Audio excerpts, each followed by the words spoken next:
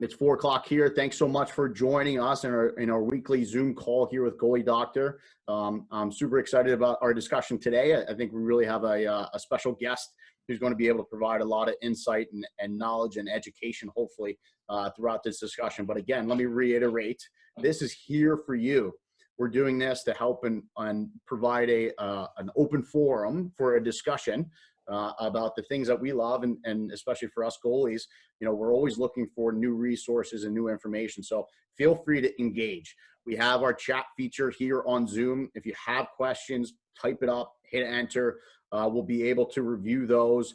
Don't think that you're interrupting. Whenever you want, something pops in your head, put it in there. I want this to be more engaging than just a sit back and watch us talk. But I'm super excited. We have a great resource on the call today, Mark Dekanich. He's a former NHL goalie. He played Division I, played the BCHL. We also had some years over in the KHL. A long list of a very well-respected resume. And now he's starting to get much involved in the off ice and strength and conditioning. And I think this is going to be a great resource for us to have both sides of the coin, an experience as a player and be able to have such success at such a high level, and now the experience as a coach and a trainer. So Mark, thank you so much for jumping on the call. I would love to hear from you and let you kind of give yourself the best introduction that you can, because obviously I don't want to miss out on some details. So why don't you give the kids and everybody else and the guys that are on the line here a little bit of a background of who you are, where you played, and everything else along those lines. Yeah, sure. Thanks for having me on, guys. I appreciate your time and everybody else that signed in listening. I was just taking a look at everyone on here. I know Holtzy, so he's from out this way. What's up, buddy? And then Rhino, I'm super jealous of your hair. I know you from before. And for now, that's all I can see who I've met in person. Travis, I love your beard, man. And you're not too far away from here. I'm in Vancouver, you're in Seattle. Cool. Anyways, thanks for joining us, guys.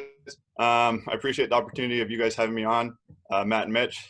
And there's Liam. I've been doing some online programming for Liam, who just popped up. What's up, buddy? I have a call with Liam later on today for phase 2 of his strength program this summer. So like Matt was saying, my name's Mark Dekanich. I am a retired professional hockey player.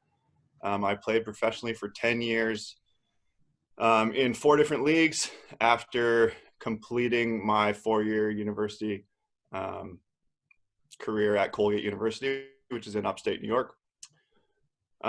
Before I went away to school after getting a scholarship, I was playing in the BCHL for Coquitlam. So I played there for 2 seasons as a 16-year-old and a 17-year-old. So I was a true freshman when I came out of the BCHL going away to NCAA. What else? In 2010, I was called up with the Preds. I ended up leading the American League in save percentage that year, so I had a really good year. Was called up in December and got to make 1 appearance in an NHL game in relief against the LA Kings. So that was a pretty cool experience for me. It was a dream come true. We ended up getting pumped 6-1 or something like that. It was 3-0 after 10 minutes, and I got to go in and clean up the last 50 minutes of the game.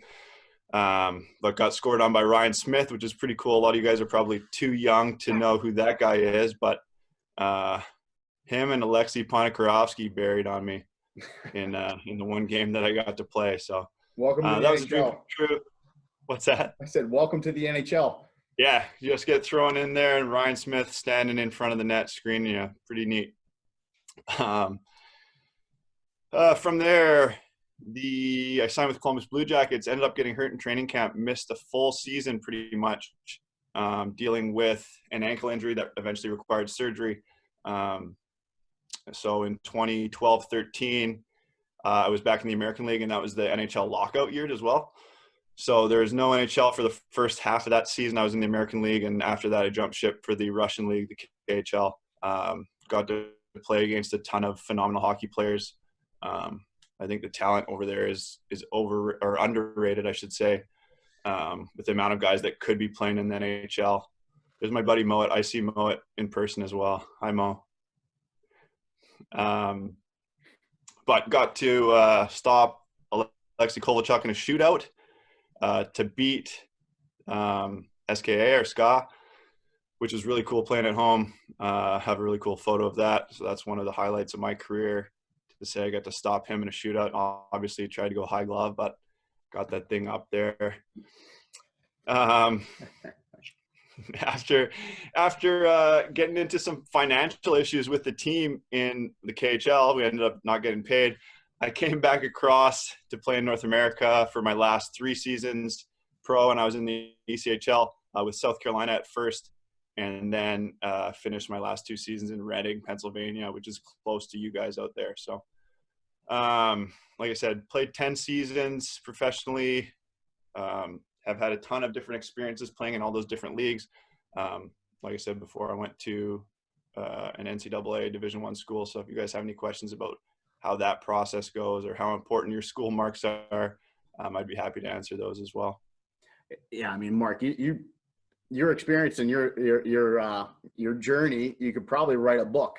I mean, I've heard some stories about the KHL. Obviously, it's a phenomenal league. It's great level of hockey.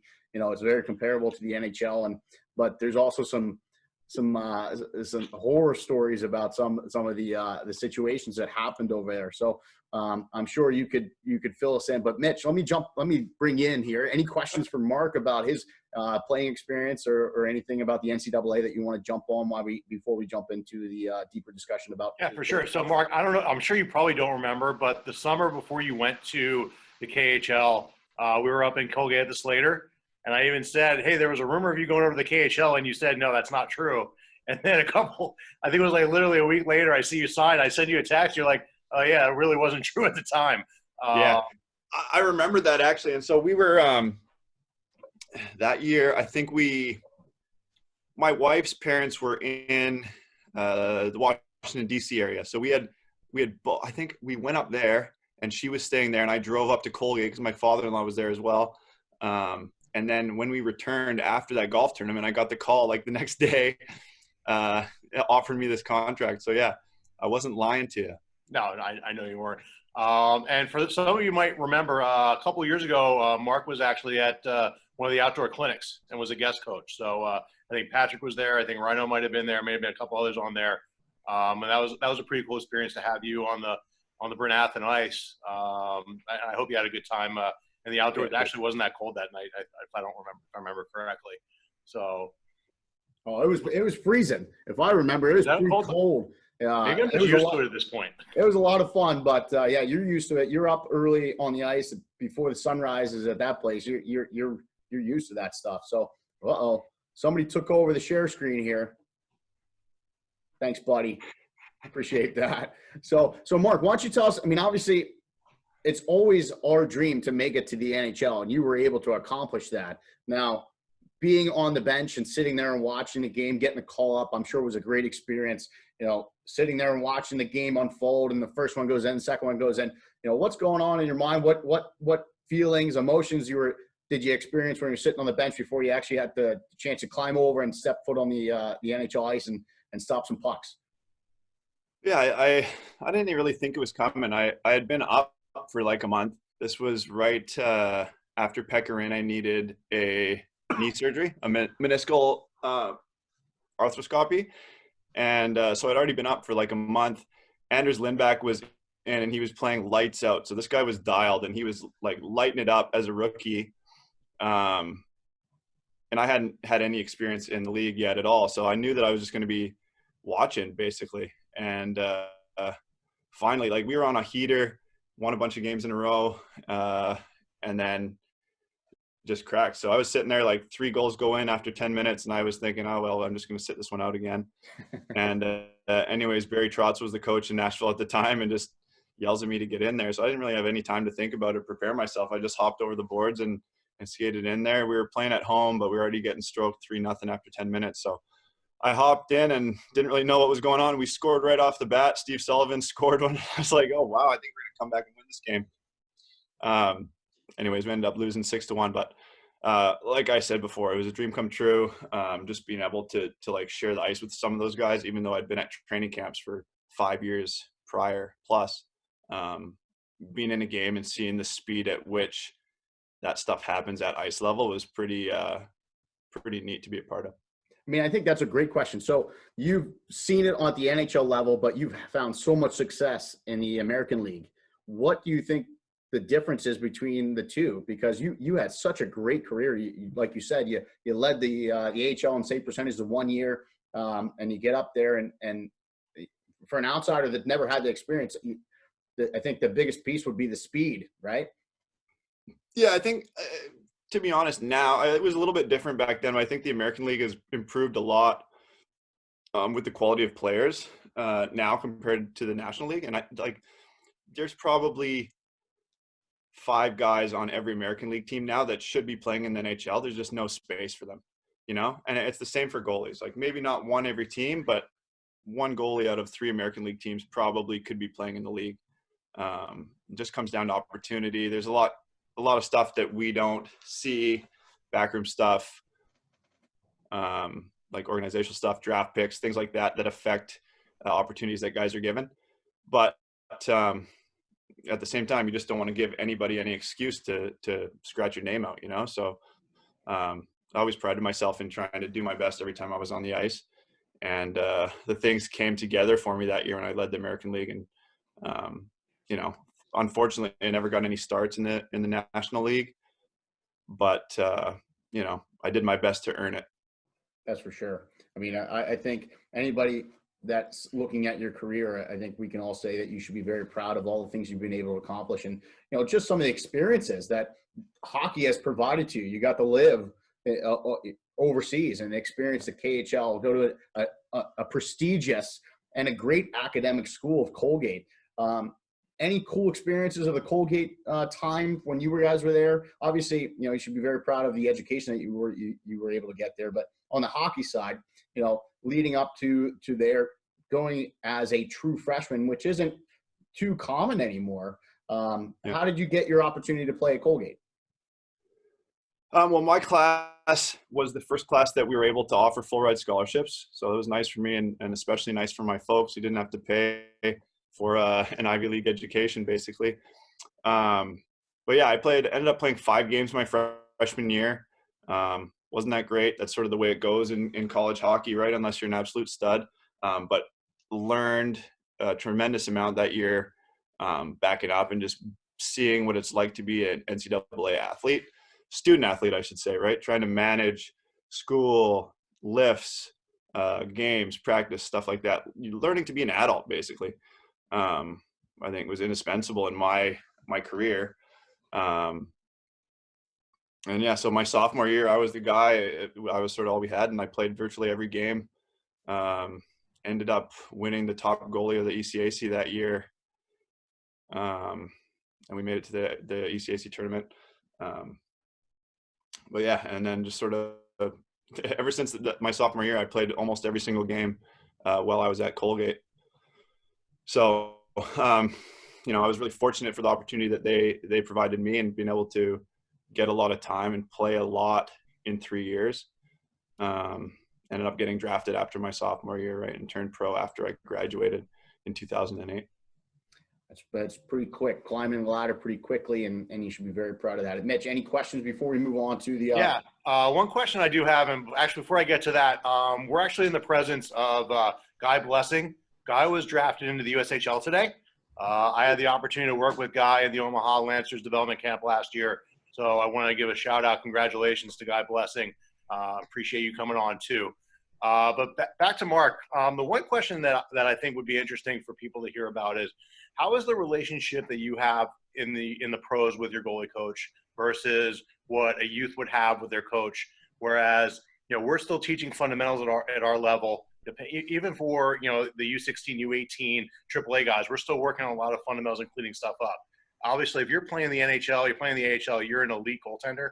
What's the relationship like at that level with, I know you had Mitch Korn at one point. What kind of relationship did you have with the goalie coach there? I think you sort of hit the nail on the head with the word that you chose to describe, what's the most important at that level, and it's relationship, right? It's being able to trust your coach, understand that you guys are in it together, and just learning from each other. So like you mentioned, I was very fortunate in that I got to work with a ton of some of the best goalie coaches in the world. My first year pro, our guy in Milwaukee was Mike Valley. So Mike Valley was huge. He was with the Stars for a long time. Now he runs Elite Goalies, and he was Mitch Korn's assistant, right? So we had him in Milwaukee a lot. I got to deal with Mitch in training camps and stuff like that, and he's phenomenal. He's a guy that is the best at creating relationships and meaningful relationships with his goalies, and it shows in the way they perform after he like deals with them, right? I still text Mitch today. He's one of my good friends. Later on, we had, like, once Val left Nashville, we had Ben Vanderklok, who's now the head goalie coach of the Preds. Amazing guy. Just when you get to have the opportunity to play in a lot of different places and learn from different people, you need to try and pick and choose all the things that work for you, and always just be receptive to what your coaches are telling you. They've had tons of experience understanding what it takes to be successful at any given level. And that's why they are where they are. So, just sort of grabbing as much as you can from everybody who gives you feedback is really important in developing your game, and furthering your career. So why don't we jump into that? Since you're here and this is kind of now your expertise, why don't you go into the discussion about some of the things that these kids can be working on now? This off-ice time where we're not at the rink is so important to start building our foundational pieces to our game. And obviously strength, conditioning, agility, mobility, all those pieces are so very important. Why don't you allow us or bring us into some of your knowledge on some of the pieces that you've been working on as a trainer? Sure, yeah. So once I retired after the 2017-2018 season, I immediately went into strength and conditioning. So I started my own business, training mostly athletes, a lot of goalies, some adults, and just trying to help them avoid some of the mistakes that I made in my careers. I lost a lot of time to injury. I don't think that was for a lack of training, because I was always a machine, dominating training camps and stuff like that. When I went in, I was always that goalie that won the fitness testing at NHL camp and just surprised everyone. So I think that part of me was something that set me apart from my peers, especially at that time when goalies were fat slobs. Even in the pros, I was jumping 38 inches in my vertical test in Nashville and winning the conditioning testing. So always had a love for training and realized the importance of it early on in my career. And even when I was at Colgate, I was setting like hockey team records for some of the lifting and stuff, but you never see goalies do that. So anyways, once I retired, I jumped right into that. Previously, my teammates would ask me to make them training program stuff when I was still playing. So I was always reading about this stuff and really enjoyed it. Anyways, transitioned into doing that full time and being a strength coach. And now I'm just trying to impart some of my experience and knowledge on youth and adult goalies, as well as some like general population. That's awesome. And obviously, we're going to have all the resources that we're going to talk today. If any goalies that want some of the things that Mark has to offer, we'll provide you contact information. Just like as always, these guys are here for you and to help you. So please jump into the chat if you have questions while we work through this discussion. Mark, the foundation for any successful athlete is strength. So how does one work on that? What's some of your experience and your knowledge that you could provide to these goalies to improve upon that while they're at home? Yeah, I think this time is really can be a blessing in disguise for a lot of athletes these days that have been playing hockey nonstop 12 months out of the year, every year since they were 10 years old. You'll never have as much time as you do right now to work on your body, understand what strength training is, understand how to fuel your body, how to recover. I know we have a huge age range in here, but like if you're 15 and up and you're at home right now, you don't have to go to school every day. I know you're still doing some stuff online, but like learn from your parents to cook, start to do some reading on how to fuel your body adequately for performance. Like it's important stuff that you need to know if you want to take that next step. And like I said, you'll never have as much time as you do right now with all this stuff going on in the world to arm yourself with the knowledge that will improve your career and your life too. I think the funny story that I've told a bunch of times, like when I was in college, we lived on our own after our sophomore year, like outside of the dorms. And we had to learn to like cook for ourselves and do our laundry and make our beds and stuff like that. And when I turned pro, my second year pro, I remember a first round draft pick that we had, who was a junior guy, still playing in the NHL now. He called me asking to talk to my wife on how to make a frozen pizza. And like, that's embarrassing. This is a first round draft pick. You guys need to take the time now to teach yourselves how to take care of yourself, and just learn more about your bodies. So, I mean, that's kind of funny, but that is sometimes the way it goes, right? We get used to the things that we're good at, and we forget about there's so many other pieces that we have to learn about. I mean, you hit the nail right on the head. When similar, I went to college, I played juniors and then went to college, and now you're living on your own. Sophomore year plus, you have to learn how to cook, clean. You have to sign up for Comcast and the internet and deal with roommates and everything else. So there's a lot of extra pieces that you have to learn how to manage outside of hockey to just be successful. I've seen players, roommates, friends that were very, very skilled, but put in situations like that, and they just self-destructed because they didn't know how to handle those things. So being well-rounded is so very important. So as you know, a trainer, I'll kind of open this to you. Where would you like this discussion to kind of go on providing, you know, a foundation of a physical and strength conditioning discussion? Sure. Yeah. Well, first I'd love to talk about objectives of training away from the ice. Okay. For me, when I'm designing programs for athletes, we'll keep this at hockey goalies specifically. Okay. So I wouldn't necessarily think of things this way if it was a general population adult, but in some cases I would.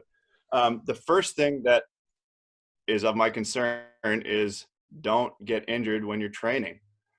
So it sounds like a no-brainer, but you see people doing stupid stuff online all the time just because they saw the drill on the internet or whatever. They saw some guy lifting huge amounts of weight and they think they can do it, and you get hurt training. That's not the purpose of training. Okay, so number one, don't get injured while you're training.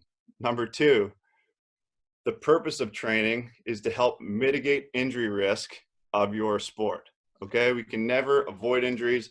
They happen. There are too many factors at play that can cause injuries or lead to injuries, but we want to do our best to mitigate injury risk. And I'm going to share my screen here and I'll show you guys a graphic of a study that was done in 2014.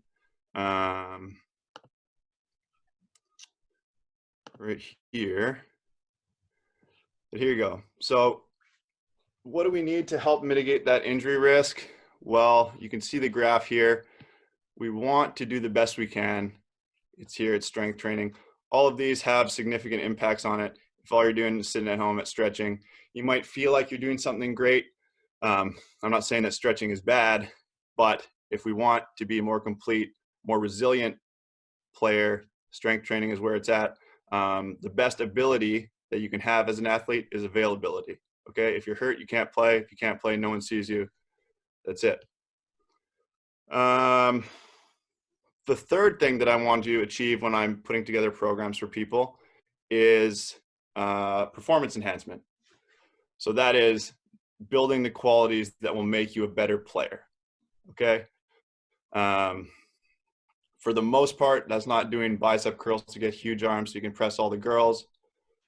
Sorry, I don't see if there are any girls on here, but and then number 4 is going to be aesthetics. The way your body looks will probably change if you're strength training properly.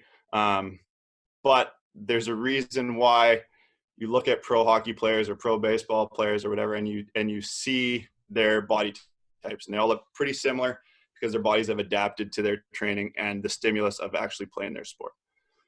So I think it's important to understand the reason for training before trying to partake in a program. And then we can look at where we're going to get the biggest bang for our buck in terms of off-ice training. Here's a pyramid that was put together by Eric Cressy. The guy's a legend in strength conditioning. He deals with hundreds of Major League Baseball athletes. He's now the director of player health and performance for the New York Yankees. You can see this pyramid shows the qualities of athletics, basically, what you're looking for. And you ask coaches everywhere what they would look for in their players, you know, you'd probably hear them speaking about this tier of the pyramid, maybe here, depending on the sport. But you'll notice without this bottom layer of the pyramid, strength, we can't achieve any of these things higher up on that pyramid. Okay, so it all starts with strength. I'm putting together an article right now that I'm going to post on my blog, hopefully in the next couple of days, on how strength training is the answer to most athletic abilities that we're after. So that's my little spiel about strength training, why it's important.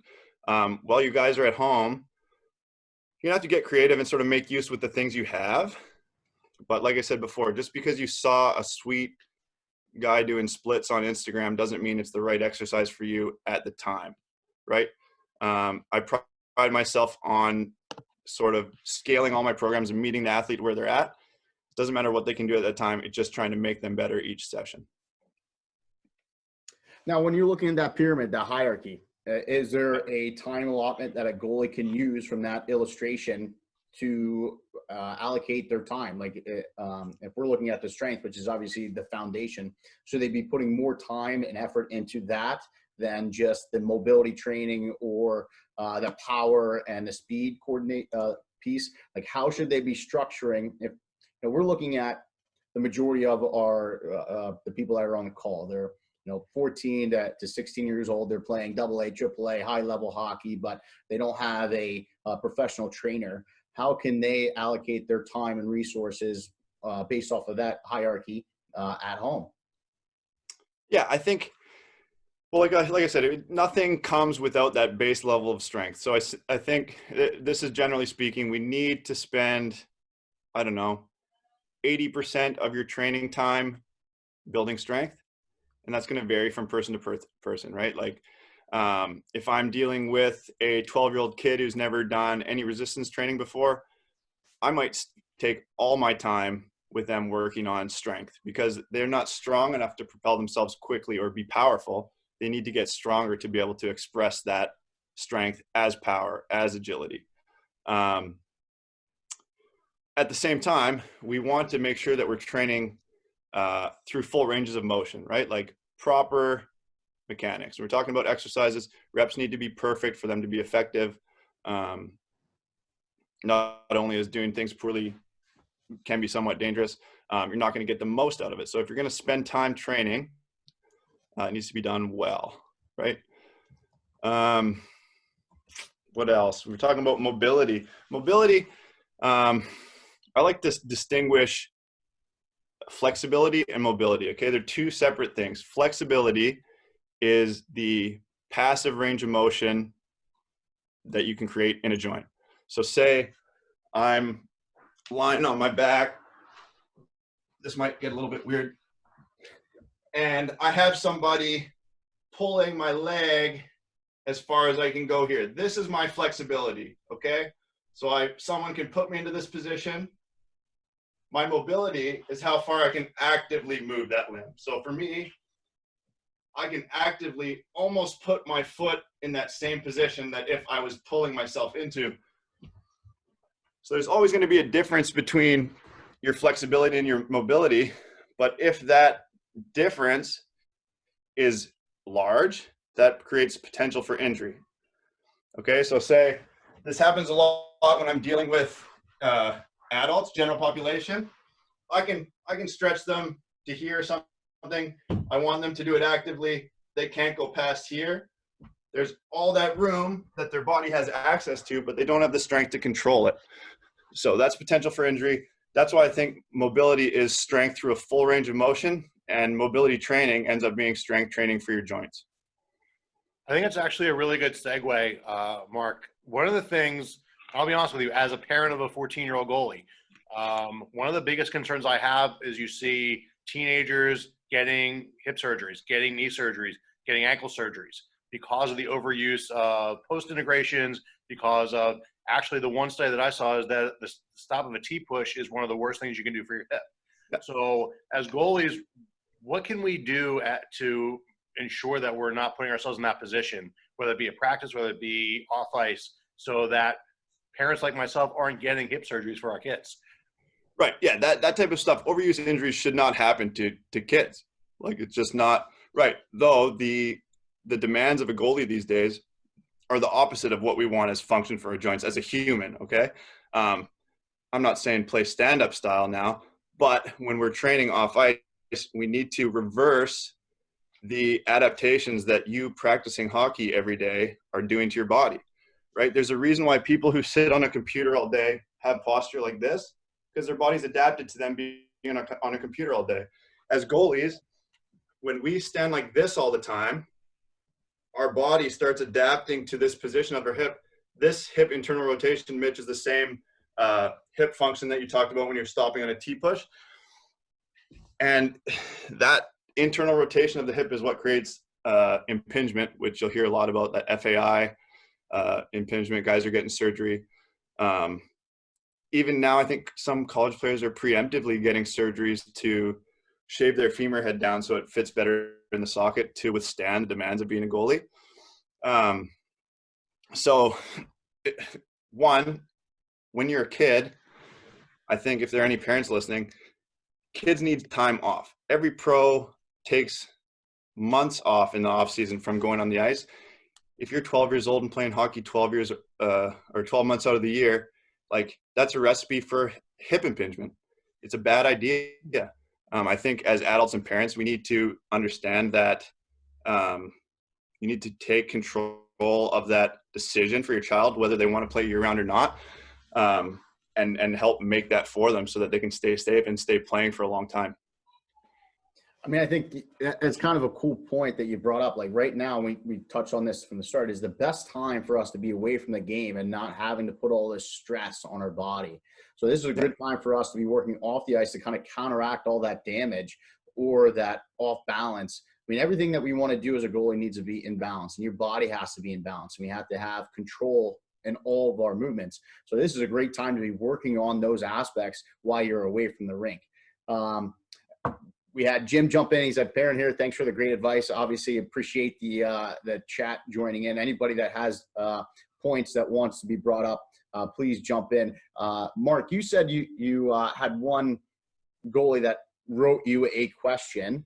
Do you think this would be a good time to kind of jump into that? Yeah, sure. So I'll read off the question here. It says, please advise if there's a daily routine goalies can follow at home to keep up with their hand-eye coordination and strength stretching. Thank you, Kiefer. So yeah, it's hard to give general advice when I haven't met any of you guys in person and for such a broad age range, but themes that we need to do when we're at home is move your joints through a full range of motion every day.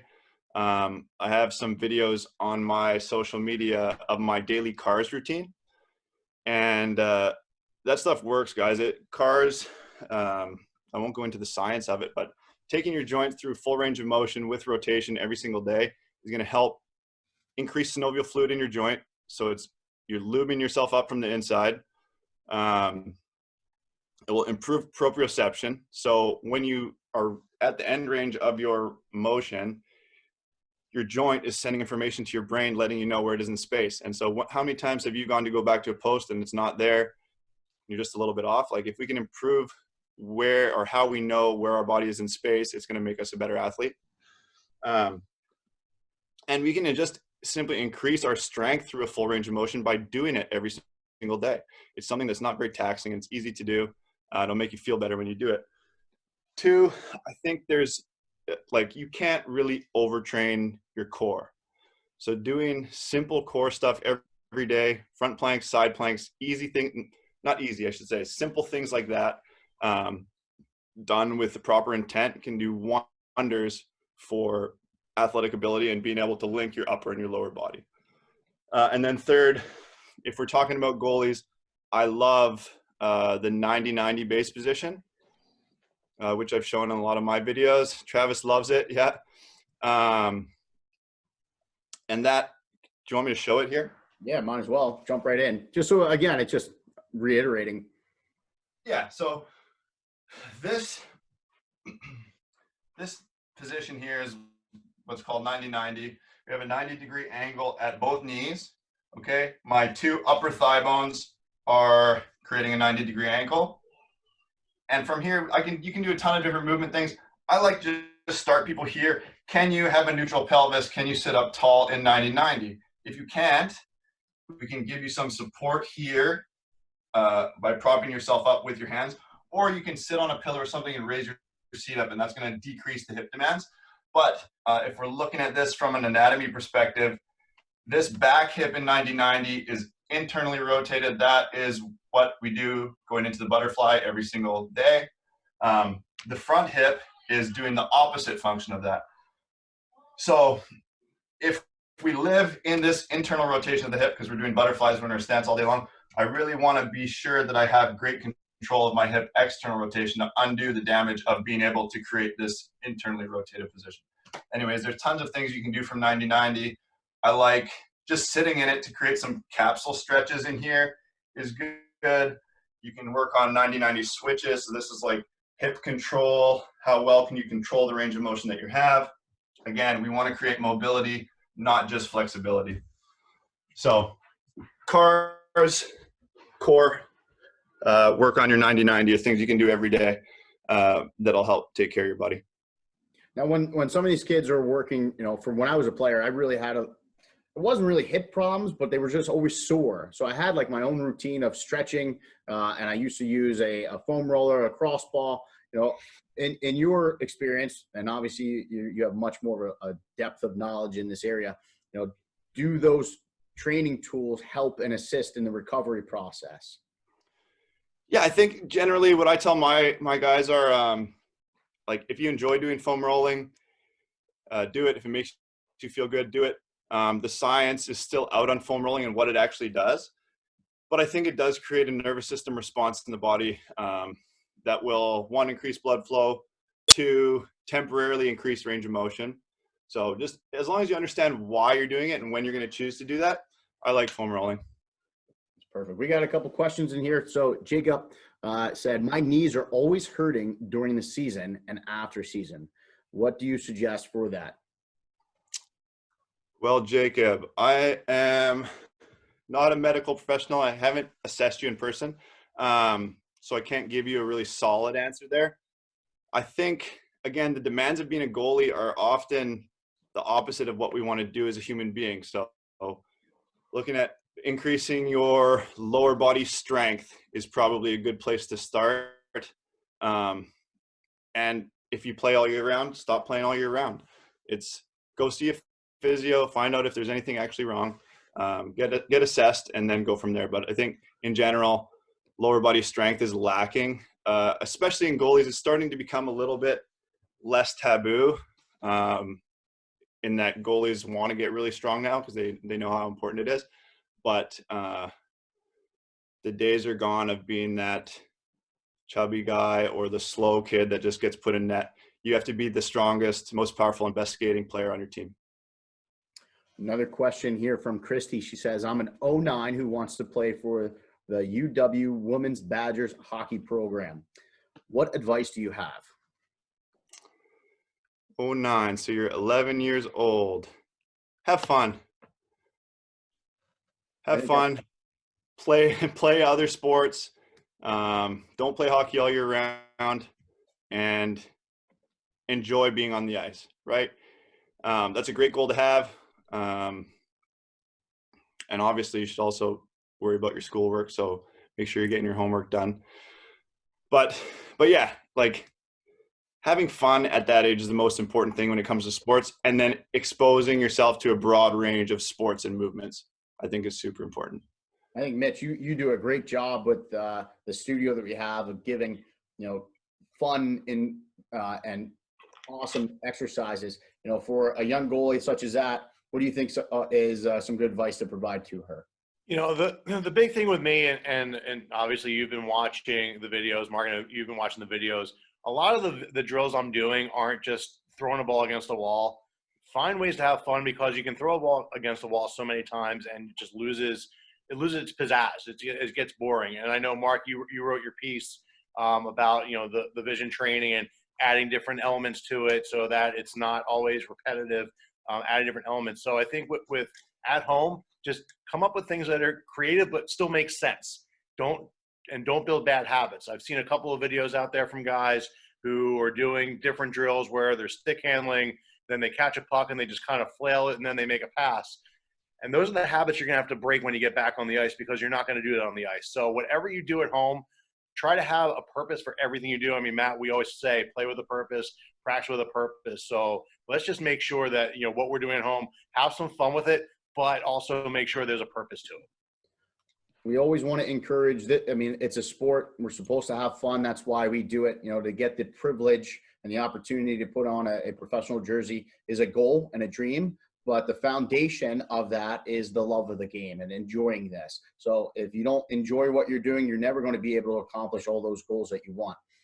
We have another couple good questions here from Travis. He's got some ankle injuries. His question is, how do I gain more mobility and flexibility in my forward lean, and how to recoup that pain after 90 minutes of play? So for me, I'm not sure if that many people knew, I had a high ankle sprain, and that hurts more than probably an actual break. And it sounds like, Travis, you got some borrowed and spare parts on yours.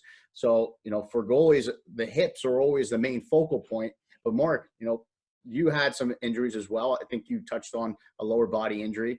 How does one recoup from an ankle injury, and how do they get back to that full range of motion if they could? Yeah, I think whenever there's a surgery, you have hardware inside your body, it might not move the way it did before.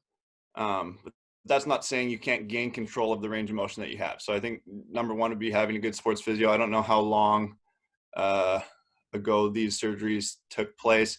I ended up having a bunch of high ankle sprains, actually, Matt, and needed surgery for one that knocked me out for an entire season. They're the worst things that goalies can get, right? And you touched on it. When you see injury, it's not always necessarily the site of the injury is not necessarily the dysfunction that actually occurred. So like if your hips don't move well, your knees and your ankles are going to take more of a beating because your hip doesn't function properly. If your ankle is not mobile enough, your knees and your hips are going to take more of a beating because they have to make up for that lost range of motion in an ankle. Now, living in skates is not the best thing for our bodies either. That being said, I think learning to actively move your ankle through the range of motion that you have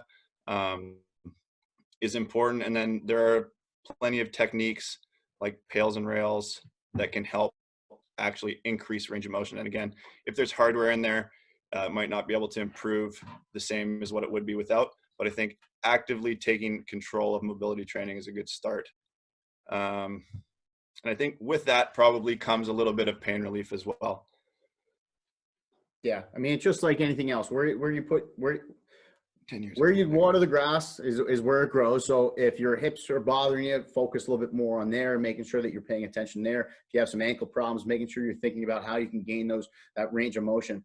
And I'll propose this to all three. This is a good question. It's more of an open discussion because I don't think there's a 100% honest, perfect answer to this. Jacob asks why we are preaching not playing hockey year round. For those that want to play at a high level are well aware of the summer tournaments and the showcases that are there, for a player that is looking to climb the ladder, how do they balance that between not being overly worked and playing 12 years year round, but also having the understanding that sometimes that's where you get scouted and that's where you get noticed in the summer. So Mitch, why don't you chime in here? What's your thought process on that? I don't want to go on too much about this, but there have been a number of pieces out there written by scouts that say that's 100% false, that when they go to spring and summer things, they're going to play golf, they're going to drink beers with their buddies. I'm being honest. I've heard it. I mean, obviously with my son, we've done some very high level tournaments over the summer and they had their gate fees. And I'll be honest, the one I went in because I'm a college goalie coach, I didn't want to pay. So they said scouts are free. So I grabbed my Brent Athen grabbed my business card and said, I'm a scout. I was the only person that signed as a scout that day. So I really think that the biggest bang for your buck especially for college, I won't say for juniors per se, but for college is in season, because they know that during the summer, most tournament teams are full of guys that want to score goals. There's not a ton of defense. They're trying to score goals, which makes goalies not look very good unless you really stand out. So I think you got to pick and choose. There's a ton of tournaments over the spring and summer. There's a couple of good ones that absolutely are musts, but honestly, I think a lot of them are money grabs that you don't need to go to. And I think if you're doing what you need to do during your season and you put up the numbers you're supposed to put up and perform the way you're supposed to perform on and off the ice, that's when you're going to be seen the most. That's just my opinion. Dex, you climbed the ladder. You played at a very high level. You got from wherever you started before the BCHL and then right in the Division I and skyrocketed from there. What's your opinion on this? Yeah, I love Mitch's answer there. The culture was a little bit different when I was at that age, but still, I would play one summer league tournament a summer, and I'd be playing baseball and soccer and football and all this other stuff in between. Mitch was right on it when he said a lot of these things are money grabs. Like that, if you're good enough, you're going to get noticed, right, when it matters. So if you want to play like you're 32 and older, like I did, you need to reduce the wear and tear in your body and not be doing butterflies all year round. It's been shown now that it's just so bad for our bodies. I'm not saying don't be a goalie, because I love goalies, but you need to take time away from the sport and you need to expose yourself to other sports. Same with my advice to, who was it? Christy. Play other sports, expose yourself to a lot of movements. Try not to specialize until you absolutely have to. I played baseball and for my high school basketball team until I was 16. And that was when I made the BCHL and we practiced every day. That was the first time that I had been on the ice every day, and that's when I chose hockey, right at 16. I think the culture now is different. You see kids specializing at 10, 12 years old. By the time they're 15, when it actually matters to get scouted for juniors or whatever, they're burnt out and they don't even want to go on the ice anymore. Or they're just chronically injured and they can't play anymore, which is even worse, right? And no child should have to live in pain from 15 years old on. So being like, if you have to play summer hockey, choose one showcase or something that's very well known for its attendance and do your thing. And then when you're playing the real winter season, you'll get noticed if you're good enough. I think we all have different paths and different opinions, and everything needs to be your decision. And I'm talking to you, the goalies, right? So if you want to be a little bit more well-rounded, we're saying other sports are great. I played football when I was younger. I also skated out till I was 16. So I didn't differentiate myself away from the sport too much, but playing a forward role and playing a goalie role are a little bit different. So I had a little bit more of a well-rounded youth when I was growing up. But it's important for you guys to make sure that you guys are judging each opportunity.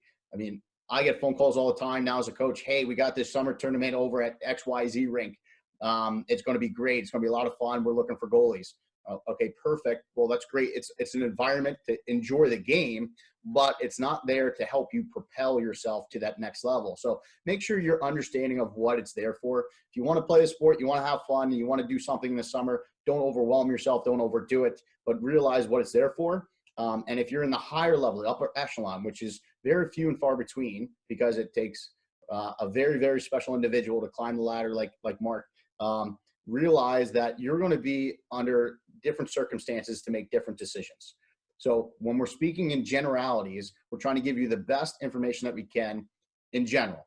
Everybody's situation is a little bit different. Take everything that we say to educate yourself, so then when you're at the table having to make that decision, you can make the best decision for yourself.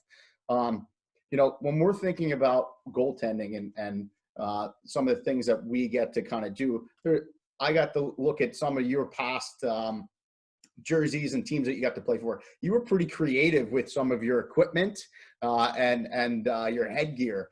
What do you think which one was your favorite set?